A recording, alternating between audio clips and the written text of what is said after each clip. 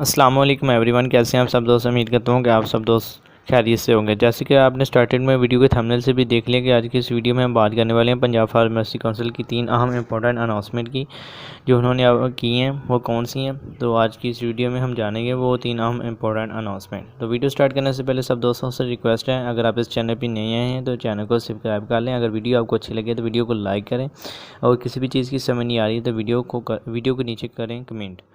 तो बगैर किसी देर के सबसे पहले जो पंजाब फार्मेसी काउंसिल ने अनाउंसमेंट की है उसमें उन्होंने कहा है कि अगर किसी भी स्टूडेंट को पेपर में डाउट है कि मेरा पेपर सही तरीके से चेक नहीं हुआ तो वो अपने पेपर की रीचेकिंग करवा सकता है, चाहे वो पार्ट 1 हो चाहे वो पार्ट 2 हो।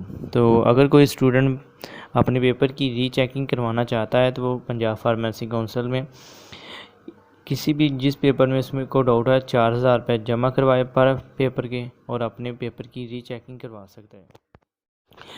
तो जो दूसरी अनाउंसमेंट है पंजाब फार्मेसी काउंसिल की तरफ से, उन्होंने इस अनाउंसमेंट में कहा है कि जो इंस्टीट्यूट हैं जो सप्लीमेंट के स्टूडेंट की फॉर्म जमा कर रहे हैं एग्जामिनेशन फॉर्म, उनकी जो लास्ट डेट है जो कि पंजाब फार्मेसी काउंसिल में जमा होने की वो है 28 जून 2021। इसके बाद जो कि सिंगल फीस के साथ जमा हो रही है।